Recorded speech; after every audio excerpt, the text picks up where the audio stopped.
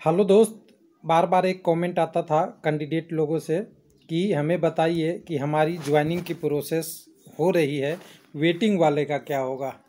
तो आरआरबी भुवनेश्वर ने एक महत्वपूर्ण जानकारी दिया है जिसमें बताया है, तीन महत्वपूर्ण जानकारी एक ही में बताया गया है जिसको मैं एनालिसिस करके बता रहा हूँ कि कब मिलेगा नौकरी वेटिंग लिस्ट से, कब आपकी डाटा आरआरबी या डिवीजन के अधिकार में या जोनल रेलवे के अधिकार में होती है, या स्टैंड बाई के लिस्ट की वैलिडिटी कितने टाइम तक होती है।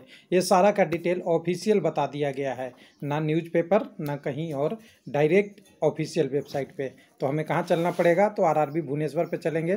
तो मैं क्रोम खोल रखा हूँ, क्रोम में आपको आरआरबी भुवनेश्वर देख लीजिएगा, कन्फ्यूजन ना हो कि अखबार भी हो।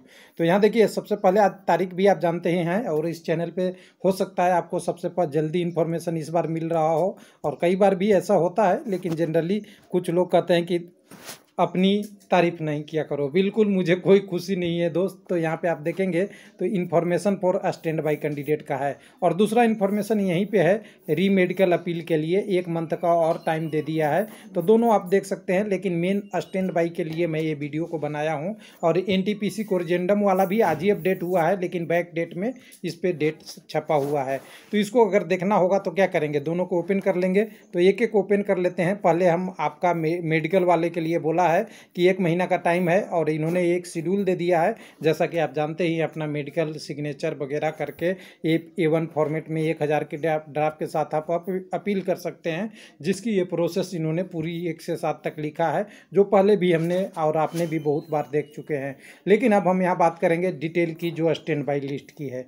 तो स्टैंड बाई लिस्ट का वीडियो है, इसलिए इसी पार्ट को देना है। और यहाँ पे केवल एलपी ही नहीं, यहाँ पे सारे के लिए इन्होंने ले लिया है, कवर कर लिया है। क्योंकि आप ही लोग कहते हैं ना कि बार बार आरआरबी को कॉल करते हैं, कुछ इन्फॉर्मेशन नहीं देता। तो उसी का इन्होंने रिप्लाई एक लाइन में दे दिया है कि सबको पता हो जाए कि LP technician vacancy, recruitment JE और पैरामेडिकल कैटेगरी, तीनों के लिए स्टैंड बाई का लिस्ट का इन्होंने इन्फॉर्मेशन दिया है, और तीनों को एक एक करके इन्होंने समराइज करके नीचे में बता दिया है।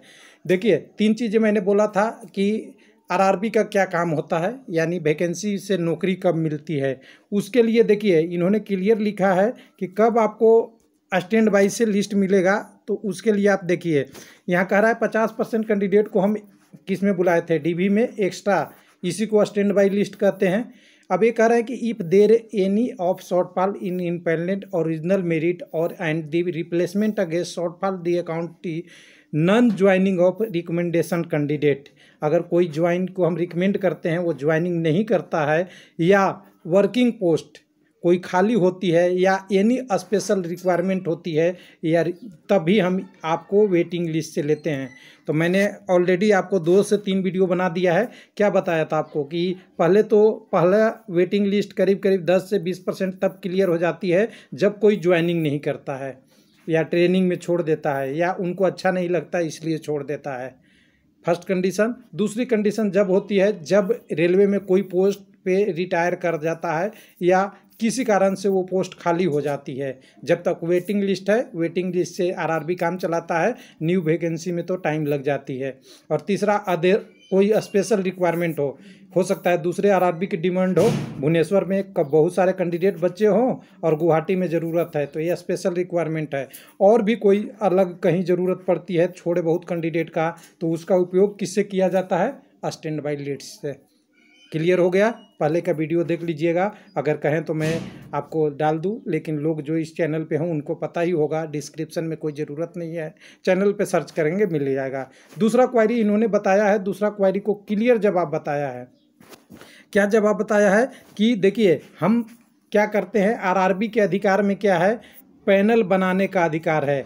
जितनी भी ज्वाइनिंग से रिलेटेड प्रॉब्लम होती है वो जोनल या डिवीजन रेलवे की अथॉरिटी में होती है। दूसरी चीज़ें को बहुत ध्यान से देखिए, बहुत लोग से क्या है, 90% लोग ऐसे होते हैं जो आरआरबी को कॉल करते हैं कि मेरा ज्वाइनिंग नहीं आ रहा है, मेरा आगे का प्रोसेस नहीं हो रहा है। तो ये भी चैनल पे पहले बता दिया गया है कि ये सारी प्रोसेस जोनल और डिवीजनल का होती है।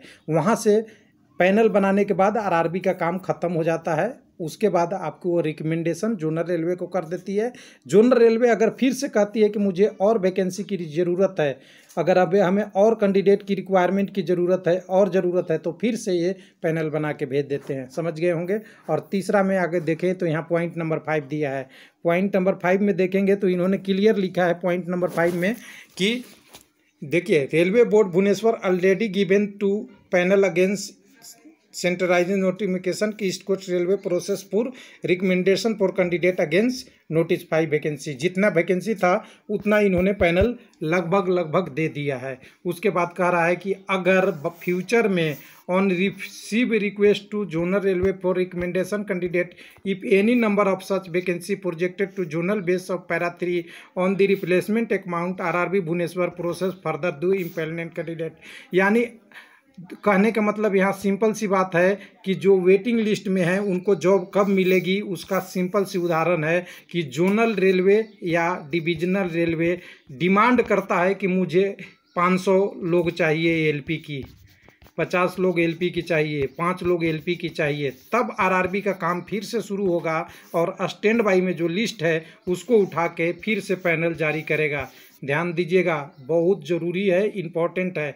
इसलिए जो कैंडिडेट पैनल में है उनके लिए तो मुबारक की बात है, और जो लोग स्टैंड बाई में हैं वो आप वेट कीजिए कि कब डिमांड आरआरबी के पास आए, और इसकी इंक्वायरी कीजिएगा तो कोई बताने वाला आरआरबी में नहीं मिलेगा, ना डिवीजन में मिलेगा, क्योंकि ये सारा इंटरनल प्रोसेस है और इंटरनल प्रोसेस कब होगा किसी को नहीं मालूम। अब अगला बात करते हैं, इसमें दिया हुआ है पैनल का टाइमिंग का।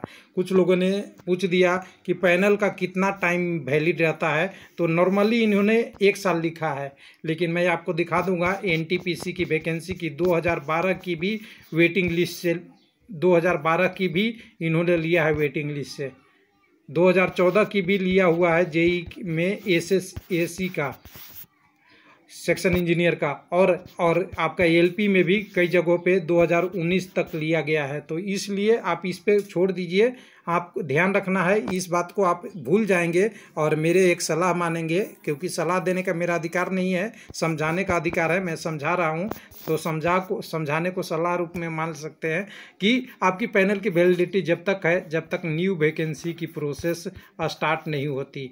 न्यू वैकेंसी कहने का मतलब ये नहीं है कि आपका वैकेंसी निकल गई। वैकेंसी निकलने से कुछ नहीं होता, जब तक आपकी मेडिकल और डीबी की प्रोसेस नहीं शुरू हो जाती तब तक वेट किया जा सकता है कि स्टैंड बाई से आपको जॉब मिलेगा। ये सजेशन है, कोई इन्फॉर्मेशन नहीं है।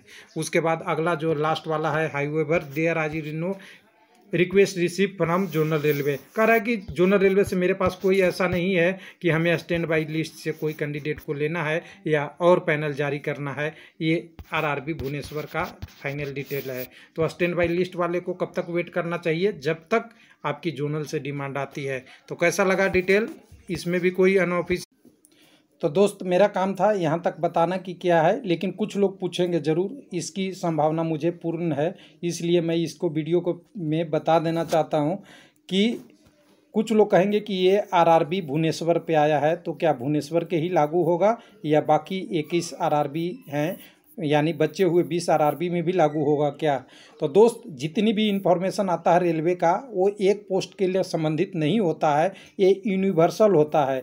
यानी सभी पोस्ट सभी आरआरबी रिलेटेड ऐसी लिस्ट आती है, और जो आपको गलत इन्फॉर्मेशन देंगे, थोड़ा सा इसको कन्वर्ट कर देंगे, बोलेंगे ये तो भुवनेश्वर का है, दूसरे आरआरबी में अलग रूल होगा। तो देखिए दूसरे आरआरबी में क्या क्या चेंज हो सकता है, इसमें अंदाज़ आप लगाइए। जब आपको थोड़ी सी आप अंदाज़ लगाइएगा तो सारी चीज़ें क्लियर हो गया।